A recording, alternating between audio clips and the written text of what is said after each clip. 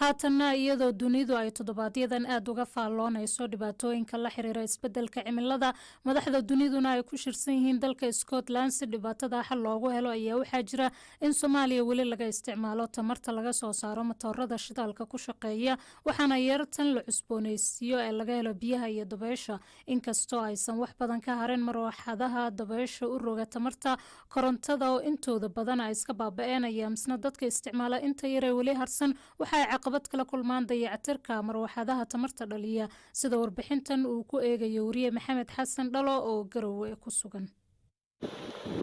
waxaa dhacaysa dabayl cadceeduna waa kula shahay waana kuwa dhif maaha maalin walba laga helo deegaankan oo laga dhalin karo tabarta dabiiciga ah Soomaaliya waa meelaha adduunka waxa ka mid tahay ugu badan ee dabaylaha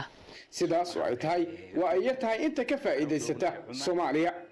injineer Maxamed Axmed Cali waxa uu ka tirsan yahay hay'adda dhaqdhaqaaqda ilaalinta deegaanka oo dhiirigelisa tabarta dabiiciga ah soonahan la yiraahdo intertropical convergence zone waa meelaha dabaylaha ku kulmaan ay directionkooda ku bedelaan marka Soomaaliya waxa lagu tiriyaa meelaha mustaqbalka tabarta kaysan ay ku jirto ee dabaysha iyo solarka halkan waa baran degmo ka tirsan gobolka Sanaag waxa ay ku taal dhul bannaan oo dabayl ka dhacdo marwaxadaha hawada tabarta ka dhaliyana halkan kuma badna mid goobtan ka taagan ayaa ugu weyn 3 baran ka jiray iyadoo ma shaqeyso oo waxa ay muddo 4 sano u fadhidaa cilad ku timi meel kale oo aan sida uga fogeyna waxa guri dhexdii ka taagan mid 15 sano hay'adii ila iska ka helaysay iyana waxa soo dhacay baalihii wareegi jiray oo ay soo rideen roobab dabayl watay oo gugii hore daay xilligan baran tan sanqaraysa oo kaliya ayaa hadhay waxaana qoyska adeegsada cabsi ka qabaan in ay cilad bixin u waayaan hadday xumaato sida kuwii hore waa kan Cabdicasiis Cabdullaahi Xasan muraxadan dabaysha dabka dhalisa runtii wax cilada weyn kuma iman laakiin isbeer baatiga meesha ugu dhow laga heli karaa waa Dubai balse ciladaha yareeda ku yimaada qof kasto dabka bartay ayaa samata bixin kara wax weyn oo buuran oo dibad loo geyn karana waliba kuma iman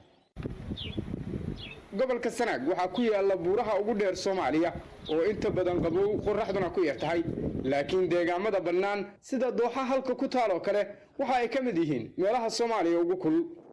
halkaas laga soo daaraya cadceedu ku dhacaya cadceedana waxay siinaysaa deegaanada ay ku yaala dooxadan dhexdeeda waxa biyaha ka soo dhifta solarta maalintii wax ka soo yimaado way waraabin kartaa haddaan daruuri dul iman oo aan qorrax wayn markii daruuri dul timaado qorraxdu way tagaysaa dabkii waa la waayay marka hadii ay sida qorraxdu u saaran tahay hadda ay u saaran tahay wixii doonaa ka cabaya baabuurta ka cabaysa dadka ka cabaya dunyada ka cabaysa dhinac walba loo jibinay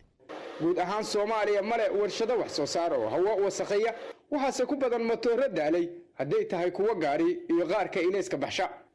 waa ognahay adduunku inuu isbedelayo waxyaabaha ugu waaweyn isbedelkeena waxa weeye hawada kululaanaysa oo kaarboonkan ay waxaan baxaya hawadii bustay ku noqdaan markuu falaadhi ay ku dhacdo dhulkii kulku uu noqdo